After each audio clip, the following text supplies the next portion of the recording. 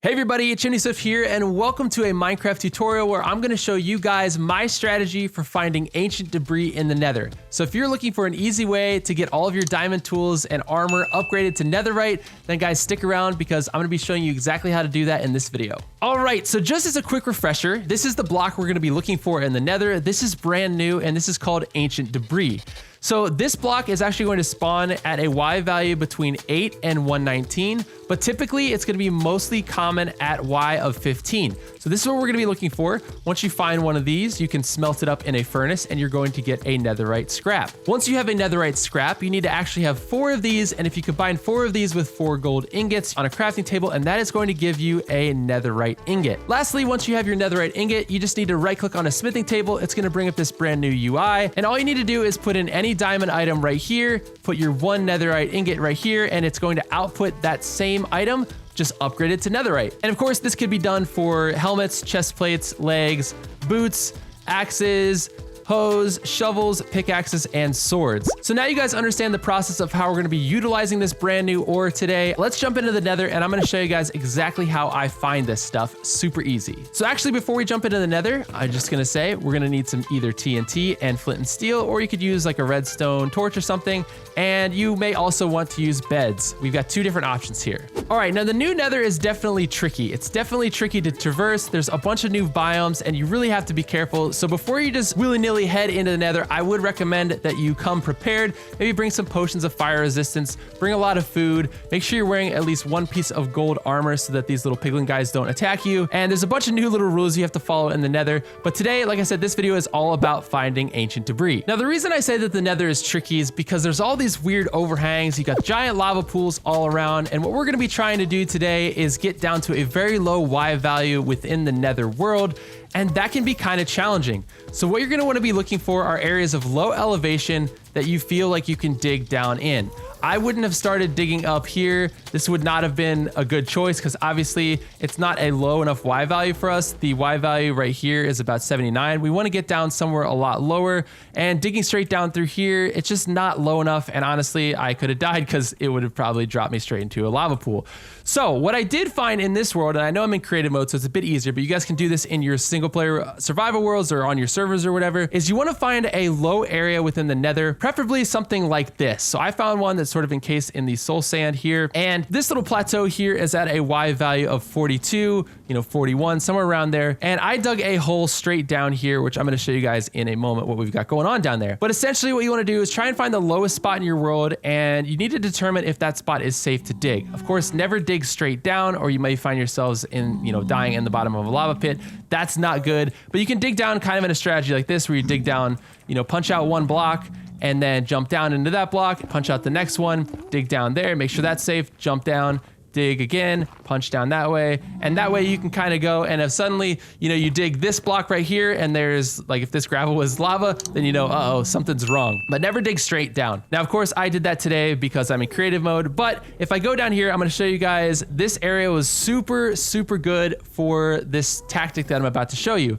So once we get all the way down here, we're gonna get to about a Y of 12. Personally, I like to hang around Y 15 because, as it says on the wiki, the Y value of 15 sort of has the highest concentration of ancient debris. Now, I've already blown out some chambers in here with some TNT, and as you can see, it's already revealed some ancient debris. Down here a ways, there's another one that I marked off that I found, and this vein actually contained 2. So always kind of dig around the ancient debris if you find them, but it's important to note that they can spawn in a max of 3 as a vein of ore, and if you do find them, it could be anywhere from 1 to 3. So here's the strategy. Once you've gotten down to an area that you've deemed as a safe, suitable location, hopefully there's no lava around, make sure you do have blocks in your inventory. Like I said, maybe some fire resistance potions. And if you do want to use beds for this tactic, I would recommend having blast resistance on your armor.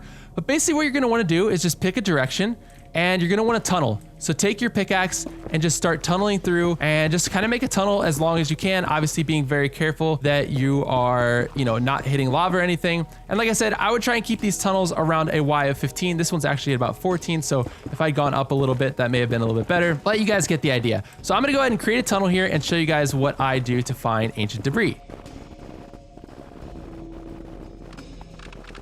Now this tunnel can be as long as you would like it to be. Of course, a lot of this depends on how much TNT you have. If you don't have a lot of TNT in your world, you might want to think about setting up something like a creeper farm or a witch farm where you can get a lot of TNT. And obviously sand is fairly easy to grab as long as you have a desert biome nearby. So the TNT is going to be a bit expensive and beds are going to definitely be cheaper, but I find that the TNT method here is a bit more satisfying. So once you've got your 2-block high tunnel dug out, you're going to want to just start placing TNT at about, I don't know, 5 blocks apart, 6 blocks apart, something like that, maybe a little bit closer, and just kind of lay them out like this. I kind of just back up the tunnel like this.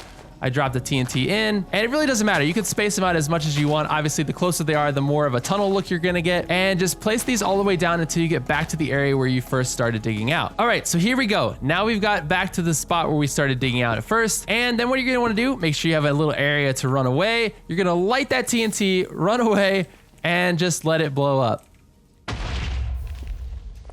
Now, if you're unlucky like me, that TNT did not set off the next TNT, so you know, assess the damage. I kind of like to make sure each time that I do this that I know what's going on. Here we have a little bit of a lava flow. Thankfully, this one is just, looks like it's just one source block, so we can actually plug that up. And then I'm gonna run back over here because this one didn't go off. I'm gonna light the next one, run away. I know, I'm flying, I'm in creative mode, but you guys kind of get the idea. There we go. That one set off a chain reaction, and that's gonna keep going, hopefully all the way down. And if we're lucky, we're gonna expose some ancient debris. All right, so here we go. We've got a piece of ancient debris sitting right here. Sometimes they're kind of hard to find. The blast, you know, the blasts of these TNT are kind of random. This one actually unveiled a pretty big, you know, little lava flow here, so you'd have to definitely be careful.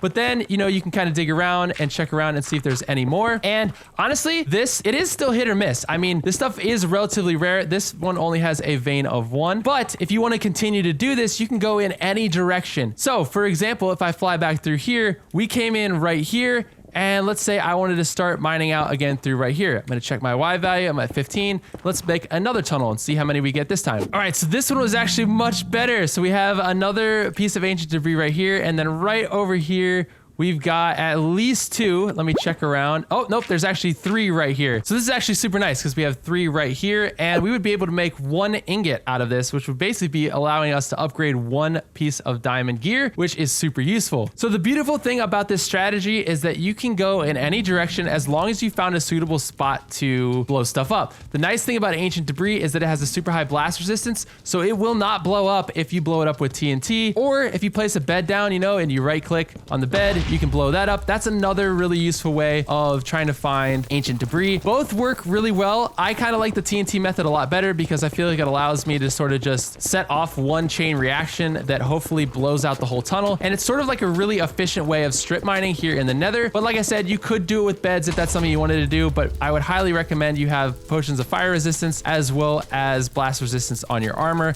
But beds do work surprisingly well. So anyways, guys, that's gonna do it for me here today in this video. I hope that you guys found it useful, and I really hope that it helps you find some ancient debris in your Minecraft world as well, so that you can start to upgrade all of your diamond gear to netherite. Guys, leave me a comment down below if there's a different strategy that you use for finding ancient debris. I would love to check out all of your strategies and maybe try something different next time in a different world that I plan. Anyways, guys, thanks so much for watching. So to round out this video, I'd like to give a massive thank you to all of my current patrons who helped make this video possible.